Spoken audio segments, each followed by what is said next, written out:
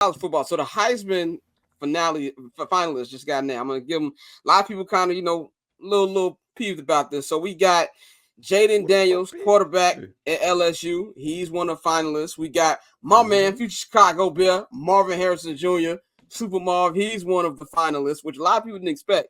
And then we got Bo Nix. Bo Nix from Oregon. He's in there. He's the oldest quarterback in football. And then one, Michael Penix Jr.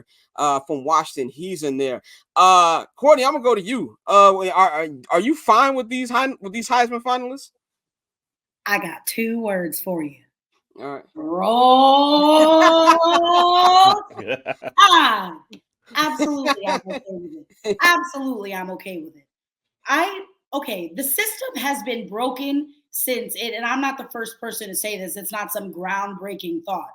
The system was broken when they started, we're calling them, Power 5 conferences for a college football playoff that it only included 4 teams.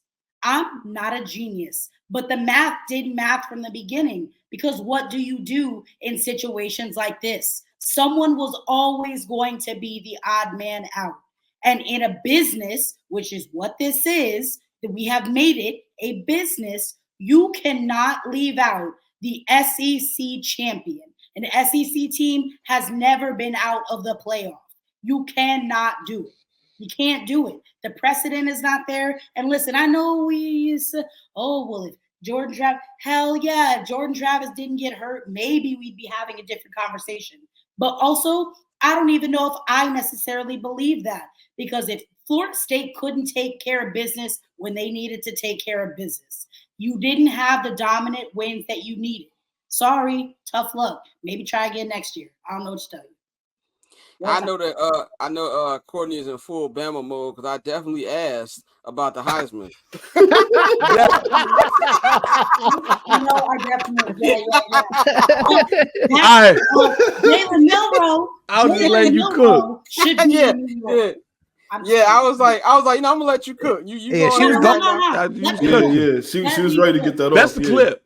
That's the clip. 100%. That's the clip. Yeah. I'll take it.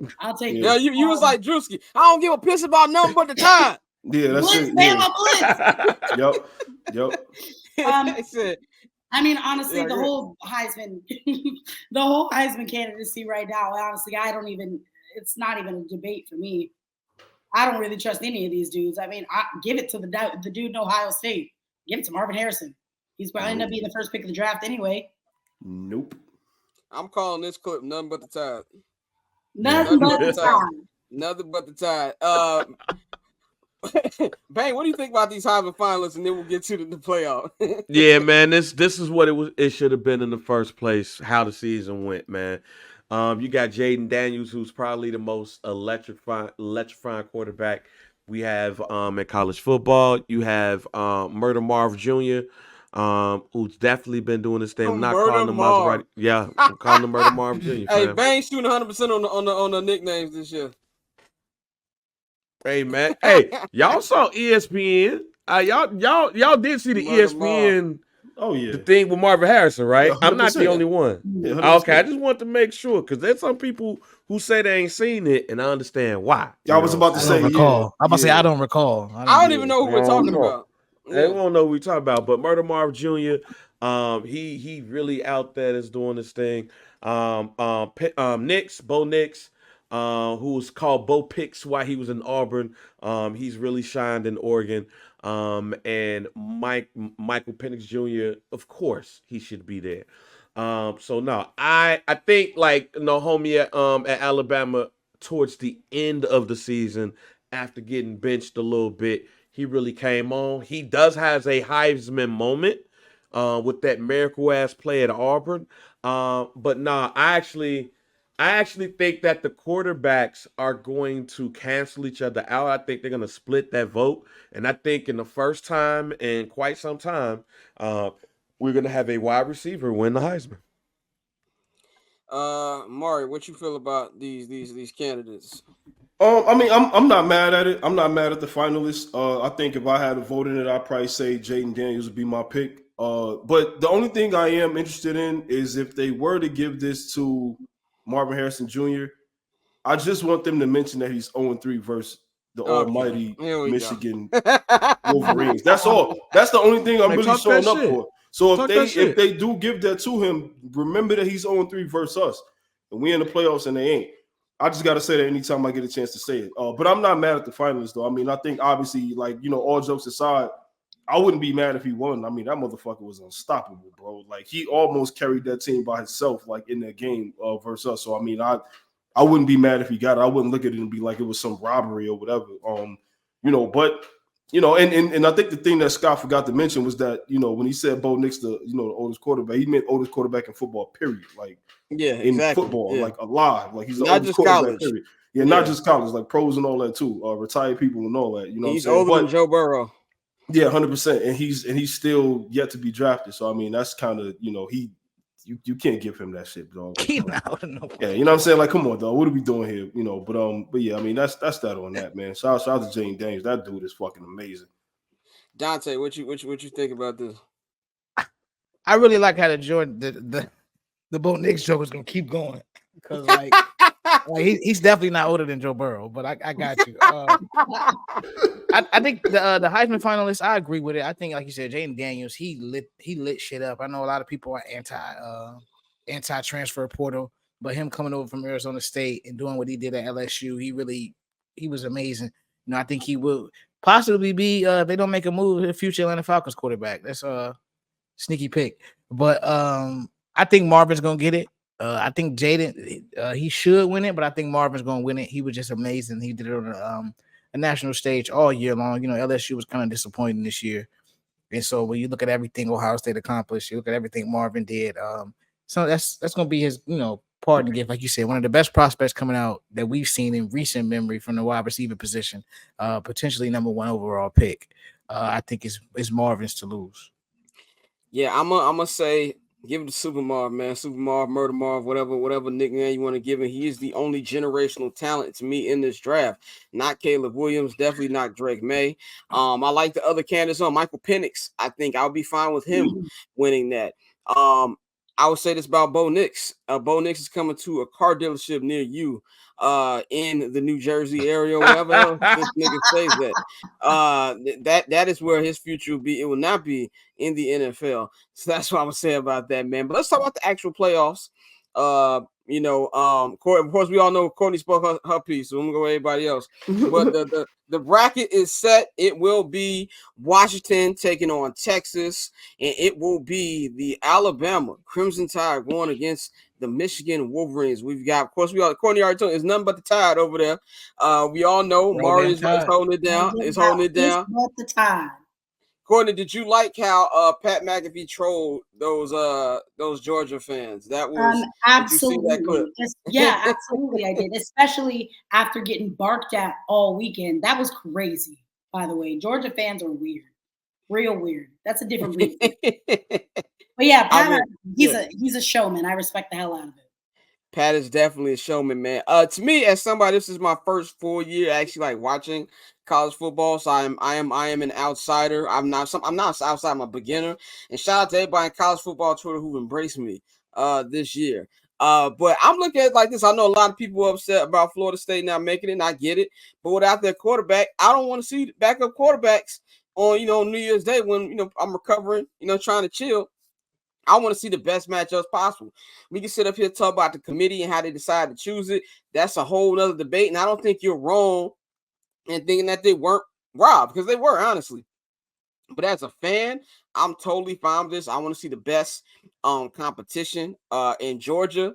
When they lost to Bama this weekend, we all know it was a wrap for them. I have no problem with Michigan or anybody in there. I think we got 2 very competitive games, man. I don't know who's going to win this because we got Texas in there.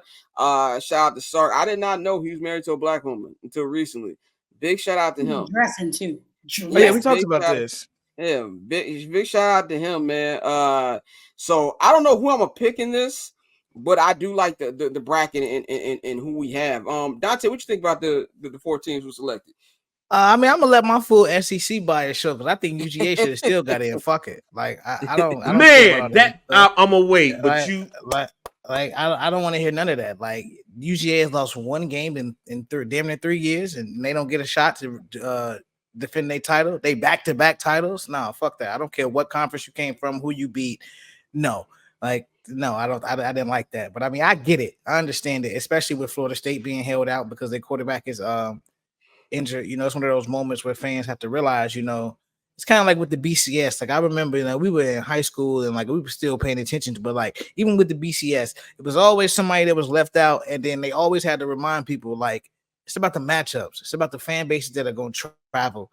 And you know, Washington is Washington is the lesser of the three schools, but you're going to still have four really great fan bases traveling to these arenas to fill these stadiums for these games. So I think the playoffs will still be exciting, but no, I think UGA should have still got in. Like Washington, the Pac-12 is garbage. It's over with.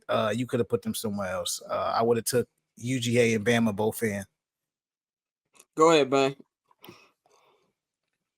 All right, it's a double-edged sword here. I don't agree with best teams versus most deserving. I think it should be the most deserving. You do all of that shit, yes, you should have a chance to go for the national championship game. With that being said, I can only speak on how the committee has everything set up, and I still got an issue with it because if we're picking the best teams, I don't want to hear about who won the division or who won the conference and all of that.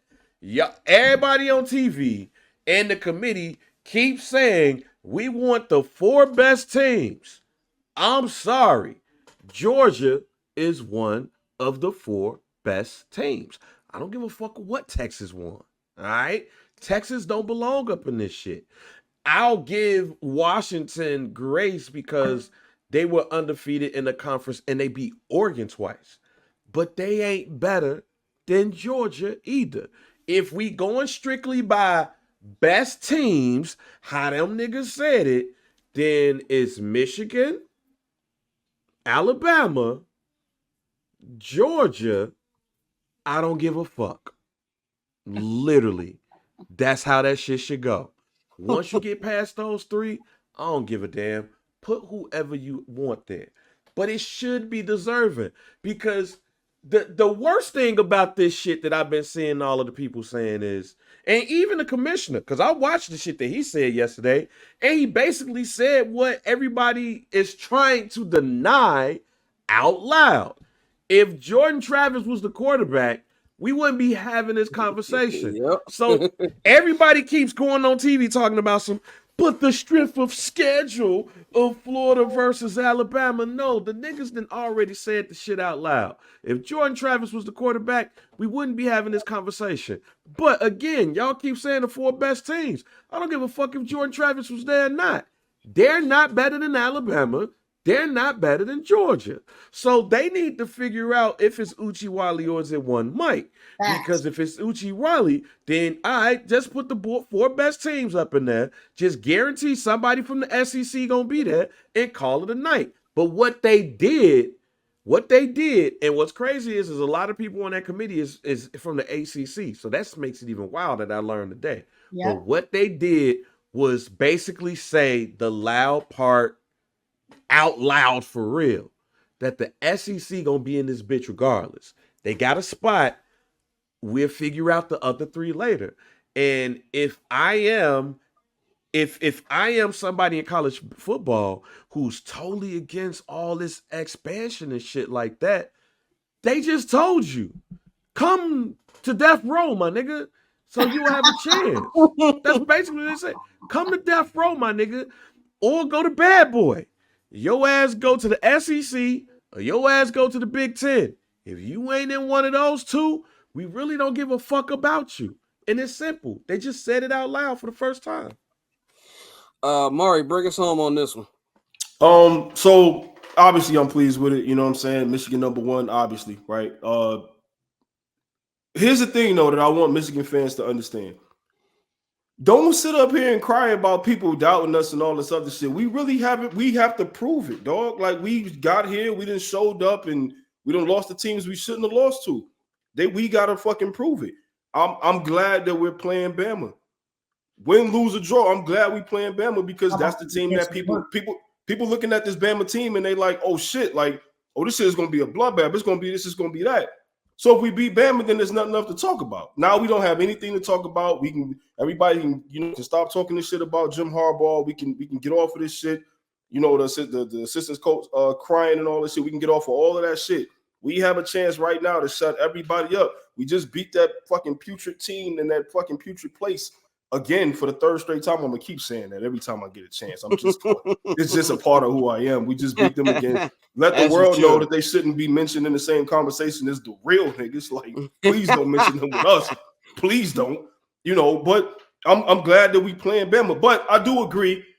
Georgia being left out. I'm not saying Bama should have been left out, but come on, dog. Like, how you going to keep Georgia out of this? They're fine, man. Like, man, shit. Right. It ain't right. Yeah, but just to kind of, seal it up. I'm excited about it because again, we're playing a very quality opponent, and if we get this W, there ain't shit to talk about, dog. Like, we get this W, we're winning it all. I'm gonna tell you right now, the winner of Bama, Michigan is winning it all. Period. So it is what it is.